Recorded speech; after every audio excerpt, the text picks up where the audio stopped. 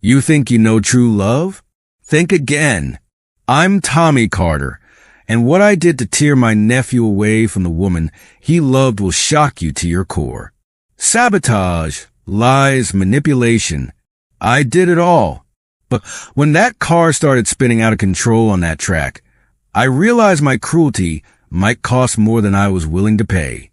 Imagine discovering that the biggest enemy to your life's love is someone from your own family. What would you do? How would you react? I'm Tommy Carter, and for years, I was a puppet master of our racing dynasty. I pulled the strings, I called the shots, and God help anyone who got in my way. But then she came along, Alicia Bennett, with her brilliant mind and those eyes that seemed to see right through you. She waltzed into our lives and stole the heart of my nephew, Brian, my protege, my legacy. And just like that, everything I'd built, everything I'd planned, started crumbling around me. Oh, I fought it. Lord knows. I fought it with every dirty trick and cruel scheme I could muster. I became a monster in the shadows, hell-bent on tearing them apart. Why? Because their love threatened everything I held dear. Or so I thought. Stick with me, because this story isn't just about racing or family or even love. It's about the lengths a man will go to hold on to power and the bitter taste of realizing you've become the villain in your own story. I promise you this. By the time I'm done, you'll either hate me or pity me. But you damn sure won't forget me or the lesson I learned the hard way. So buckle up, my friends. This ride's about to get bumpy, and the finish line, well, let's just say it's not where any of us expected it to be. Let me set the scene for you. Brian Carter, my sister's boy, has always had that special something. I raised that kid after we lost his parents, poured my heart and soul into molding him into a champion. And Alicia, she's a force of nature, smart as a whip, with a determination that could move mountains. Together, they were unstoppable on the track. But off it, that's where things got complicated. Now, I'm not proud of what I'm about to tell you. In fact, for a long time, I couldn't even admit it to myself. But I figure if my story can help even one person avoid making the same mistakes I did, well, then it's worth the telling. You see, I thought I was protecting my family, our legacy. Instead, I nearly destroyed everything we'd built. So settle in, 'cause I'm about to take you on a journey through the biggest mistake of my life, and how two young souls taught this old dog some new tricks about love, family, and what really matters in this crazy world of ours. From the day Brian could walk, he was toddling around our family's workshop, soaking up everything there was to know about cars and racing. It wasn't just a sport for us Carters. It was our lifeblood, our legacy. When my sister and her husband, Brian's parents, died in that awful plane crash, I knew it was up to me to keep that legacy alive. Brian was just a scrawny kid then, all knees and elbows, with a mop of unruly hair and eyes that seemed too big for his face. But when I put him behind the wheel for the first time, I saw something spark to life in those eyes. It was like watching a match being struck in a pitch-black room. That's when I knew this kid was destined for greatness. I poured everything I had into Brian, every ounce of knowledge, every hard-earned lesson, every trick I'd picked up in my years on the circuit. And boy, did it pay off. By the time he hit his 20s, Brian was leaving seasoned pros in the dust, racking up wins like they were going out of style. But a team's only as good as all its members, and that's where Alicia Bennett came in. I still remember the day she walked into our lives, fresh out of college, with a resume that read like a wish list for every team in the country. She had this fire in her eyes, a determination that reminded me of myself when I was her age. I'll admit, I was skeptical at first. Not because she was a woman, and certainly not because of her skin color. Alicia's beautiful brown skin was just another part of who she was. No! In my book, if you can make our team better, You're all right by me. But she was young, untested in the high-pressure world we lived in. I figured she'd last maybe a season before the stress got to her. Boy, was I wrong. Alicia didn't just meet expectations. She shattered them. The improvements she made to our team were nothing short of miraculous. Suddenly, we weren't just competitive. We were the ones to beat. And Brian, he took to her ideas like a fish to water. It was like watching a maestro being handed the perfect instrument. I should have been over the moon. We were winning, making headlines, living the dream I'd had since I was knee-high to a grasshopper. But then I started noticing the little things. The way Brian's eyes would linger on Alicia during team meetings. How she'd bite her lip when he pulled off a particularly impressive move. The late nights they'd spend going over strategies long after everyone else had gone home. I told myself I was imagining things, that it was just a natural friendship that comes from working closely together. But deep down I knew better, and it scared the living daylights out of me. You see, I'd seen what happened when romance bloomed in the workplace. I'd watched good teams fall apart, promising careers go up in smoke, all because people couldn't keep their personal lives separate from their professional ones. And I'd be damned if I was going to let that happen to us. Not when we were so close to the top. So I did what I thought I had to do. I started small at first, scheduling Brian for events when I knew Alicia would be working late, assigning them to different hotels during away games. But they always seemed to find ways around my meddling, stolen moments in between practice sessions or hushed conversations over coffee. That's when I decided to take more drastic measures.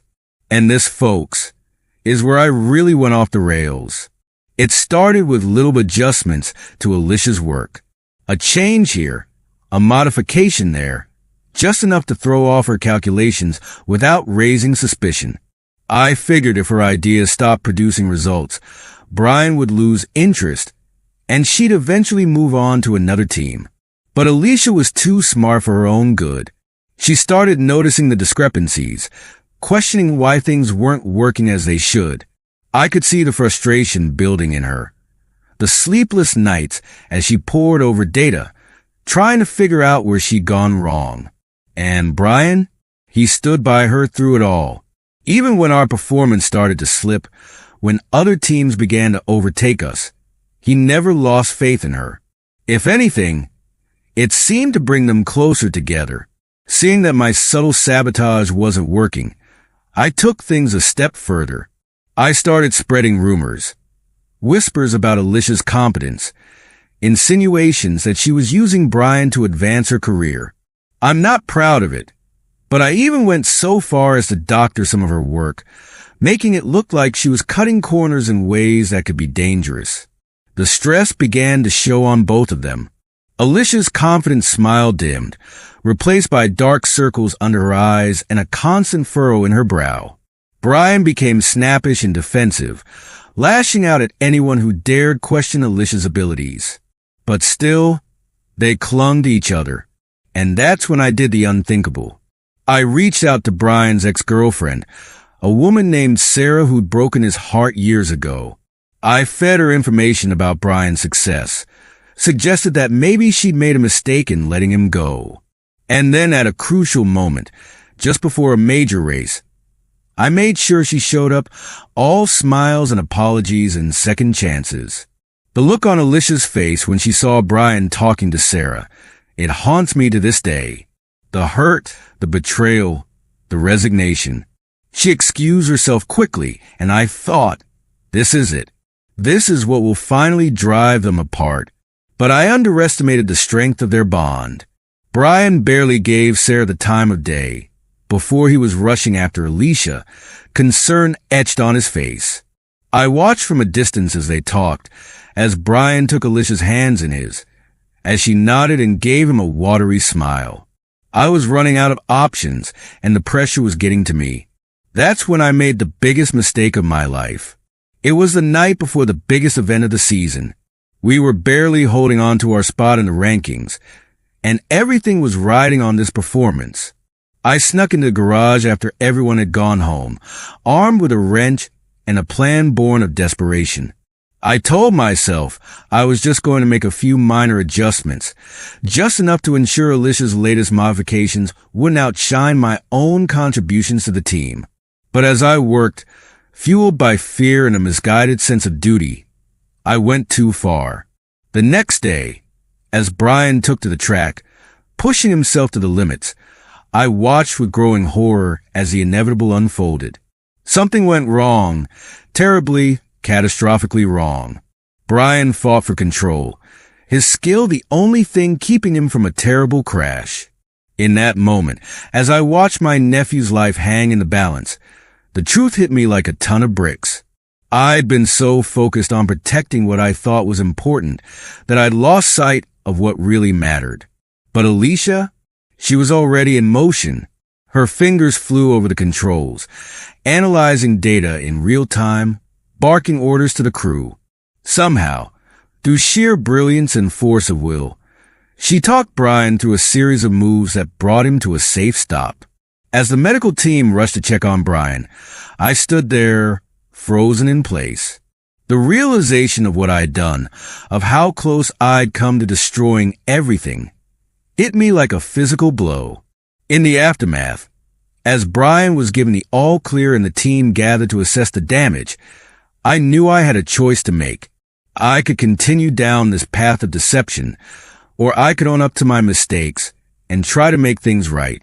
I chose the latter. Gathering the team with Brian and Alicia front and center, I laid it all out. Every sabotage design, every manipulated schedule, every lie I'd told and rumor I'd spread. The look of betrayal in Brian's eyes nearly broke me, but it was Alicia's reaction that truly drove home the magnitude of my mistakes. She didn't yell. She didn't cry. She just looked at me with a mixture of disappointment and pity that cut deeper than any harsh words could have. "Why?" she asked, her voice barely above a whisper. "Why would you risk everything we've worked for? Why would you risk Brian's life?" I had no good answer. All I could do was apologize, to offer my resignation, and to promise that I'd do whatever it took to make things right. To my surprise, it was Brian who spoke up first. "No," he said, his voice firm. "You're not walking away from this, Uncle Tommy. You're going to stay, and you're going to help us rebuild. Not just the team, but the trust you broke." Alicia nodded in agreement. "We're a family," she added, "and families work through their problems together. Their forgiveness, their willingness to give me a second chance, was more than I deserved. But I swore myself that I wouldn't waste it. The months that followed were some of the hardest of my life. Rebuilding trust is a lot like rebuilding a broken-down car. It takes time, patience, and a whole lot of hard work. But slowly, piece by piece, we put our family back together. I stepped back, giving Alicia the freedom to implement her ideas without interference. And let me tell you, that woman's mind is a thing of beauty. The innovation she came up with, once unleashed, propelled us back to the top faster than I could have ever imagined. As for Brian and Alicia, their relationship blossomed in the open, free from the shadows I'd forced them into. Watching them work together, both in their professional and personal lives, I finally understood what I'd been too blind to see before. They weren't a distraction or a liability. They were two halves of a whole, pushing each other to be better, to reach heights I'd never dreamed possible. One evening, as we sat around the dinner table, something we'd started doing regularly as part of our healing process, Brian looked at me with those eyes that still seemed too big for his face. "Uncle Tommy," he said, "I want you to know that I understand. I nearly choked on my meatloaf. Understand what, son?" He smiled, reaching over to take Alicia's hand. "Why you did what you did.